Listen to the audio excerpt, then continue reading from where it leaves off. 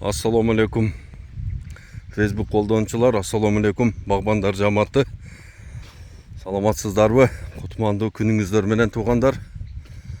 Мына бүгін біз Совхоз Алатаудағы жайғашқан плантация малина, плантация эже малинаға келдік. Ушул көзүңөр көріп тұрған бақтың иесі Қуаныш Тақсыр. Ассаламу алейкум. Қандайсыз Қуаныш Тақсыр? Қырманға береке болсын. Айтқаныңыз келсін, амин. Баштапсыз. Малинаны қачантан бері теріп баштадыңар? Малинаны июльдун башыдан баштадык. Июльдун башынан. Жана 2 түшүм болгондо жердин күчүн аябай алып коет экен. Ошо биз бир эле түшүм алалы деп кышында оруп салганбыз. Оруп салгансыздар. Оруп салып, анан бир эле түшүм алып атабыз. Бирок бир эле түшүм эки немесин берет экен. Жазгы күчкүн немесин берет экен. Бирок жер акырын өзүгө келет экен да. Өзүнө келип атат, жакшы. Ошого экинчи немени биз июлдун башынан баштаганбыз. Мынау почти экинчи ай бүтүп атат. Жакшы. Аз бул жерде 7 гектар жер экен. 7 гектар жерден канчасы малина? 7 гектар жерден почти 3 гектар малина, 2 гектар почти эже малина. 5 гектар. Калганын эми дагы биз жана сортторуну жаңылап Европадан келген немелерди эксперимент кылып азыр чоңойтуп атабыз. Өзүңөр көчөт дагы жасайсыз, сиз? Көчөт да жасап атабыз. Жакшы. Алла разы болсун. Азыр эми немеде базарда басы 100 сомдон ашык экен, малинанын. Малинанын басы бул жерде азыр оптовый немеси, ушул жерден сразу кетип аткан немеси 145 сом, 150 сом болуп атат. Ушул күндө. Эже малинаныкы болсо 210 сом, 220 сом болуп атат. 210 сом, 220 сом жерден кетиши. Аллаху акбар. Мына көргүлө туугандар, кандай сонун мээнетти кылып койгон Кубаныч Таксырыбыз. Мына азыркы ушул Совхоз Алатоонун погодасы өзү ушул эмеге жакшы экен да. Ушул малинага, эже малинага. Мына азыр бардыгы ушул сиздин коңшуларыңыздын жерлерин көрүп келдим да. Багы будай сээп коюптур, беде эгип коюптур. Анан көп жылдан бери ошондой эле болуп турат экен да. Ал жерде бак болгон эмес да. Анан бул жагындагы жогору жактардагы көп жерлер бош экен да. Жөн ушу будай, арпа беделе кылып алышыптыр да. Мына ошолорго сиздин кеңешиңиз. Мына алар дагы мисалы үчүн бир жерде иштеп атат да, акча табыш үчүн, туурабы?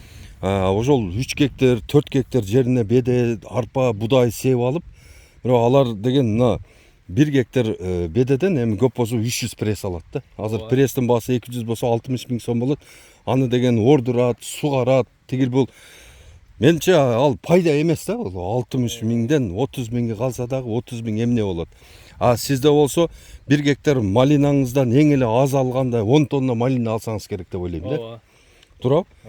Бул деген 1,5 миллион сом. 1,5 миллион сом каякта?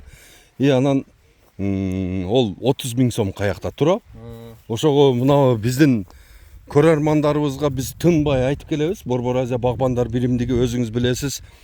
Бардык райондорду кыдырып, айнан-айндар баг отургузгула деп бардыгын үндөп келебиз. Мына азыр мына сиздин эже малинаңыздын аралап көрөлү.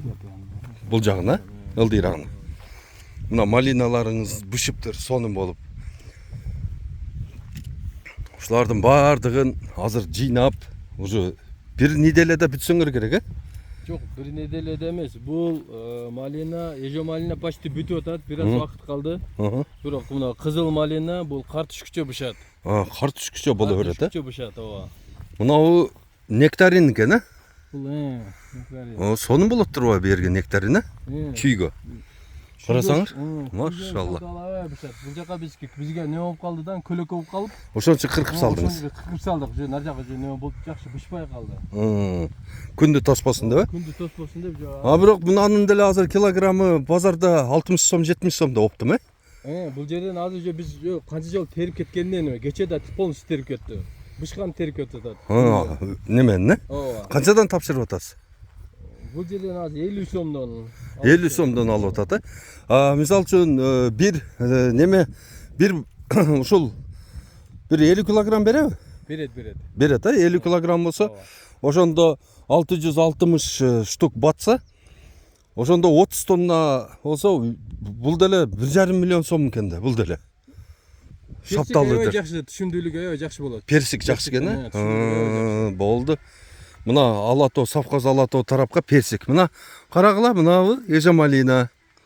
Мына көрүңүздөр кандай жүзүмдөй болуп калган да. Мына караңыздар, кандай сон. Бул эми бир 10 күндө пишип калат да. Булар уже 10 күн, 15 күндө уже булар түгөнөт. Түгөнөт, уже. Мына көрүңүздөр, кандай түшүмдүүлүк. Мына. Алхамдулилла. Субханалла. Мына көрүңүздөр туугандар, бул багбанчылыктын пайдасы өтө көп да. Ошон үчүн мен биздин жерлерибиз аз. Биздин жерлерибизге эң эле аз дегенде 1 гектардан 1 миллион сом киреше таба турган бакка өтөлүү деп айтканым ушул да. Кудайга шүгүр биз казактар менен жакшыбыз, орустар менен жакшыбыз. О 1000 жылда мамилебиз бузулбайт. Жеген мисалы үчүн ундун почти калп айтпасам бир 99% ошол жактан келип атат да. Туурабы? Эми биз аларга бере турган продукцияны көбөйтүшүбүз керек. Аларга эмне? Эжамалина керек, малина керек, карагат керек, шавдалы керек. Ошонун баардыгын биз беришибиз керек аларга. Ошол эле Казакстанга, ошол эле Россияга. Мына азыр бизде иштетип аткан 1 миллион 300 миң гектар жер бар. Ошонун 600 миң гектары кайракы, 700 миң гектары сугат. Мына ошол сугат жерлерибиз арпа будайга толтуруп алдык. Иштете албай атабыз да. Бул жерде мына практиктер, ушунун баардыгын билген Кубаныч Таксырдын багына келиңиздер. Келип ушул жерде ушул киши менен аралашып, ушул жерге келип, көрүп, мына ушул жасап аткан иштерин көрүп, ушулардан силер сабак алып туруп башташыңар керек өзүңөрдүн жумушуңарды. Мына карагыла, ушундай поле полностью ушул кишинин карамагында. Мындай кылып бар жокту отургузуп, мына силер шабдалдан эле баштасаңар деле. Шабдалдан баштасын. Жумушу жеңил, дарылап туруп, кургат баягыдай жакшылап обрезка жасап, суусуну койсо, Абдулла аке жакшы болот. Сизден Алла ыраазы болсун. Эл ойгонуп калган азыр Абдулла аке. Сиздин баа немеңиз көр, ким менен байланыссам, бүт ушу Абдулла акенин немеси деп айтып атат. Эл ойгонуп калган азыр. Алхамдулилла. Эл азыр изилденүүдүн аркасында. Общий көпчүлүк масса. Ооба. Кандай кылсак кандай жакшы болот деп өтө жакшы. Мындай мына бактын ичинде бул иштеген бул ден соолук болот да.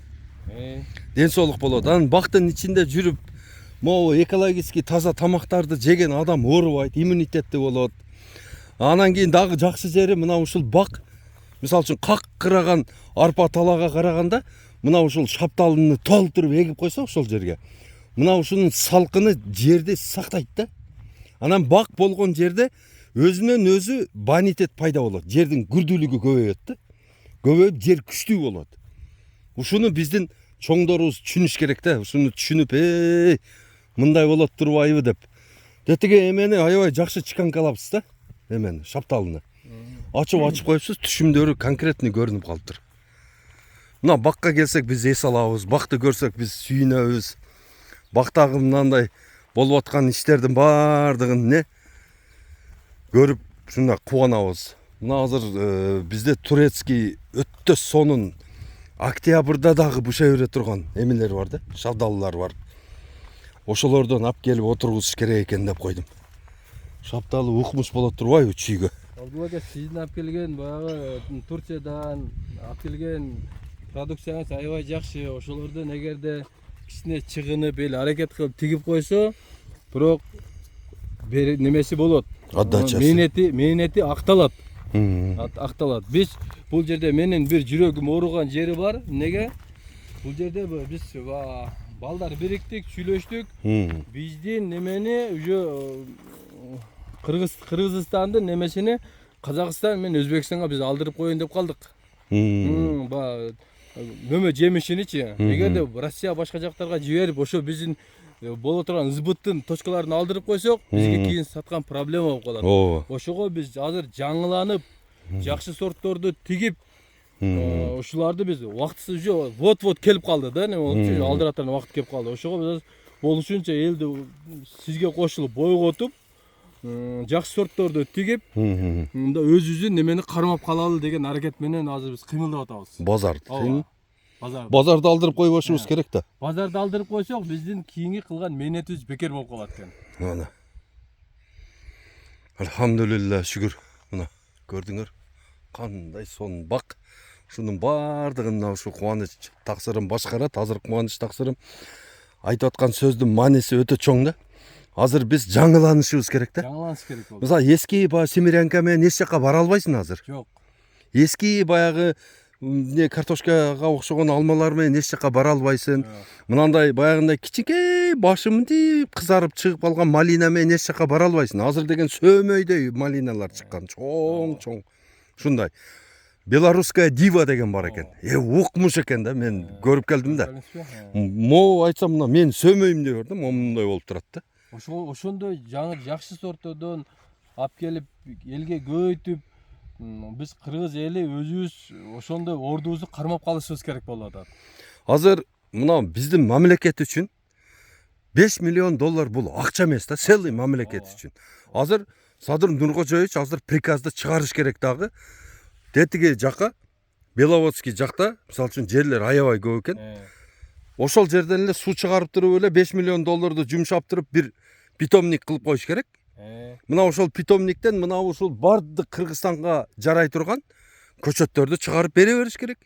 Арзан баада. Бизге азыр аябай питомник ушул кезде ушу суудай керек болуп аткан. Питомник ушунчалык керек болуп атат, бирок ону мына биздин чоңдорубуз уккусу келбейби же билгиси келбейби, ток бала менен ач бала ойнобойт дегендей. Булардын барсаң эле бир кайяктагы бир баягы бир сөздөрдү жаттап алыптыр. Барсаң эле ооба туура бир концепция, анан санарип, анан кийин гипотеза бир белелерди сүйлөп отурушат. Чындыгына келгенде ошону эңкейип мына жерден алып туруп элге мындай кылып көрсөтүп бере турган заман келди да. Мына азыр силер мына көчөттөрдү, местный көчөттөрдү алып отургузуп атасыңар. Жыйынтык өтө аз да. Жыйынтык өтө аз. Эгерде ошону мисалы үчүн ошол эле Россиядан, Белоруссиядан, ошол эле Голландия, ошактардан ошолордун маточниктерин алып келип, питомникти жасап, бир жылда 10 миллиард, 20 миллиард көчөт чыгарып туруп, малинаныкын, эже малинаныкын, карагаттыкын, крыжовниктикин чыгарып туруп, элге таратып берип туруп эле түшүмүнөн расчет кылса болбойбу? Туурабы? Аябай жакшы болот. Азыр эл өкмөт жагы канча жардам болбой жатат, бирок эл өзү аракет кылып, ошол сиз айткан немелерди бир аз болсо да алып келип тигип атат азыр. Амин. Эл бирок дагы бир 5 жылда эски сортта калып калат мында. Ит үрө берет, караван кете берет дегенде болупчу. Бу айткандар айтып атат, бирок кеткендер аста кетип калды. Кетип калды, ооба. Алла разы болсун. Мына азыр кара, сага дагы мына малинаңы азыр жаңылап бергени шарт боло турган болсо, тура сен сразу жаңыламаксың да. Жаңыламакмын. Сразу. Анан кийин азыркыдай 10 тонна эмес, сен уже 30 тонна түшүм алмаксың. Тура? Мына азыр ушул эле малинага ошол эле убара, ошол эле убакыт кетип атат. Тура? Ошону мына биздин чоңдорго мен түшүндүрө албай эле койдум. Мына Айыл чарба министрлигин тепкилей берип, ушу билбейм мен, вообще түшүнбөй калды эч нерсени. Мен айттым, азыр 300 миллион доллар кредитке келди да. Айыл чарбага 300 миллион доллар кредитке келди. Ошол 300 миллион долларды мен айтып атам да, ошол 300 миллион долларды эң биринчи илим менен тажрыйба кылып туруп 60 миллион долларын балдарды окутканы жумшайлы дедим. 60 миллион долларын балдарды окутканы жумшайлы. Мына ошол одон кийин болсо 10 жакшы питомник куруп берели дедим. 10 өтө сонун питомник куруп берели. Балдар ошол жерде ошол питомникте иштесин, дагы көчөт чыгарсын, жылына Кыргызстанга эң эле аз дегенде 50 миллион көчөт чыгарып берсин дедим. 110 миллион доллар ошака кетип атабы? 40 milyon долларына буровой установкаларды алып келип бере турган болсо, мына дөштөрдү көрдүңбү ошол дөштөрдү? Аябай зарыл нерселер. Ошонун баардыгын суга аткылсак болот. Ошол буровойдун эмеси күчү менен ошол жака солнечный батареялар менен коюп, өзүн өзү насос иштете турган кылып туруп, ошол дөштөрдүн баардыгын сууга аткылып туруп, ошол жактардын баардыгына жаңгак, бадам, мистелерди эгип салсак болот. Бардык Кыргызстандын жеринде ушул менен иштесек болот. Адан сырткары анан калган акчанын баардыгын каналга жумшайлы, мына Отсадыр каналын кеңейтели, Араван каналын кеңейтели, мынаяктагы внутренний каналдарды казып туруп кеңейтели. Мына ошол 300 миллион доллар жалпы ошол Кыргызстандын 7 миллион кишисине иштемек да. Андай болбойт атпайбы? Укпайт атпайбы ошону? Ошондой болуп, ошондой нерселерге жумшасак, бирок Кыргызстандын өзүгө, Кыргызстанга налог түшкөнгө бүт бардыгы жакшы болмок да. Азыр биз ишенесизби Кубаныч? Малина менен өзүбүздү камсыз кыла албайбыз. Жок. Малина Эч нерсе менен, не только малина, эч нерсе менен камсыз кыла албайбыз. Ошо карточка бар экен, камсыз кылганы, анан кийин жүгөр экен. Калган хурма бар го, хурма, жөнөкөй эле хурма. 3% камсыз кыла албайбыз. Жүзүм менен 3% камсыз кыла албайбыз. Канча деген баягындай мисте, бадам даже 1%га чыкпайт экен да. Биз өзүбүз камсыз кыла турган мамлекет болуш үчүн ошол 300 миллион долларды мен тилиме алып туруп, ошол балдарды 4000 баланы окутуп берсе болот эле. Бир 400 буровой алып берсе болот эле. 10 питомник кылып берсе болот эле, калганын канал казып берип койсо жыргамакпыз да бизчи. Мына карасаң, мына бардык азыр ушул сен жасап аткан мээнетке Айыл чарба министрлигинин тиешеси барбы? Бул айыл чарба бир жагынан тиешеси бар десек деле болот, жок десек деле болот. Бар десек, мисалы үчүн бул жерге эч кандай алардан бир жардам болгон жок, неме болгон жок. Мындай бир жол көрсөтпөдү, эч нерсе кылган жок. Бул өзүбүздүн мээнет болду. Бул жок дегенге жада. Бар десек, бизге бар болгудай бир нерсени көрсөтүп, же болбосо биздин башка мамлекеттерге окутуп атат балдарды. Ушул мисалы үчүн ушул тармакка дагы адамдарды окутуп жардам берсе, анда биз бар деп айта алат элек. Бар десек, окшобой жатат, жок десек дагы окшобой жатат. Азыр мына ушул малинаны сен өзүң отургуздуң, ушул жерди өзүң сатып алдың, жеке акчаңа, менчик акчаңа, ушуларды сен жасадың. Эми мындай карап көрсөң, ушул сенин малинаңы дагы ошол Айыл чарба министрлиги эсептеп алып атат да. Мынча гектар малинабыз бар биздики деп. Статистикага кошулуп атат. Эми чындап эле айтсаң, бул Айыл чарба министрлигинин кереги деле жок да. Онон көрөктө мына сенин малинаңы сатып бере турган, эжа малинаны сата турган, шапталыны сата турган бир баягындай эме болсо да, баягындай. Биз бар деп айтат элек да. Ошо да. Ошону мисалы үчүн сен башың оорубай эмнерде эле отуруп эле ошолор клиент алып келип берип турса, сен сатып эле акчасын жасап, налогду төлөп жата берсең да, тура. Кандай сонун болот эле. Азыр сен башың ооруп, мына малинаны тезирээк өткөрүп бериш керек эле, мынтиш керек эле деп отурасың, тура? Ошондой жактардан өкмөт жардам берсе элге, ошондой эле жактарынан калган жумуштарын эл өзү жасайт. Өзү эле жасайт деген.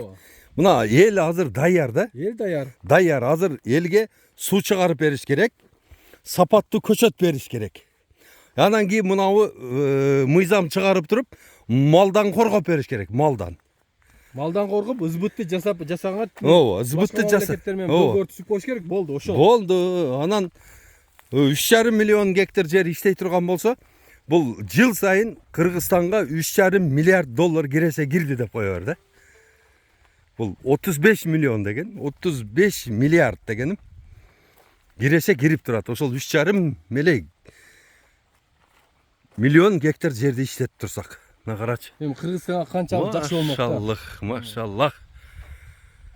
Мынанын түшүмүн күнүгө алып кетти да. Күнүн алып кетти. Бышкан алып кетти. Бышкан, не? Өтө сонун экен.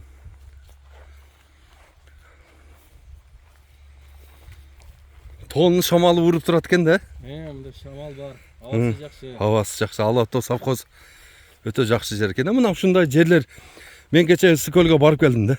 Ысык көлдүн жерлеринен эффективдүү иштегени бир 10 эле пайыз иштейт экен. 90% жери бош жатат. Бул деген нерсе жок деген. Жок деген нерсе да бул.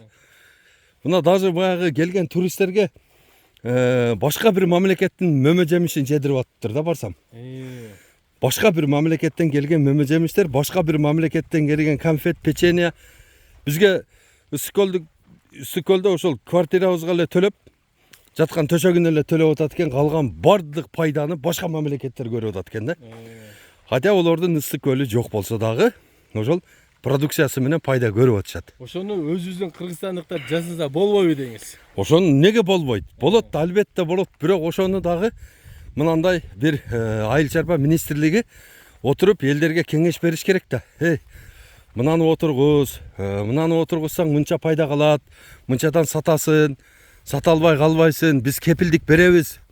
Конкретно кепилдик беребиз, сатасын деп. Мына даяр болуп өзү эле кургап атат мына.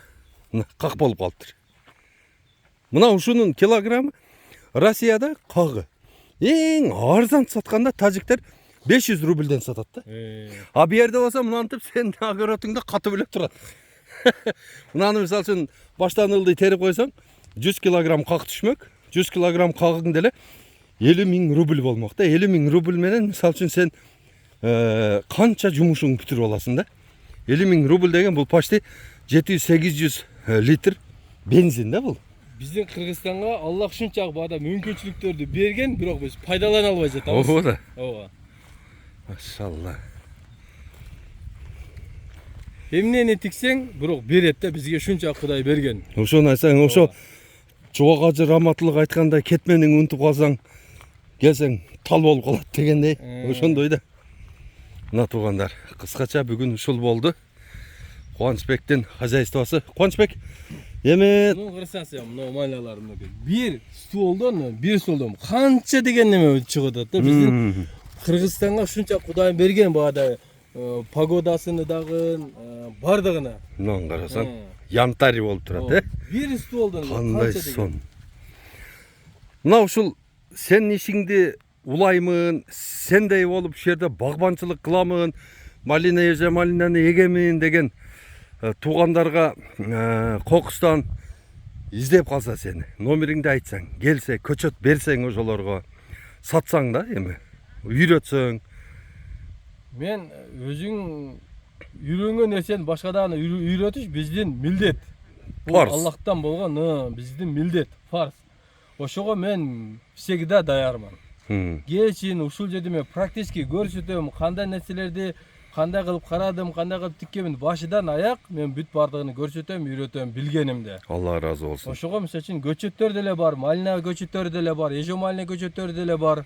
Көп нерселер бар. Мисалы үчүн мына сиз алып келип аткан немелерди, слива, персик, булар да мен басып өткөнмүн.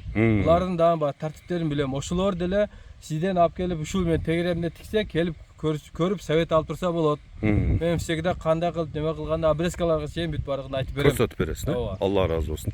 Телефон номер 770 48 47 07 705 00 96 96.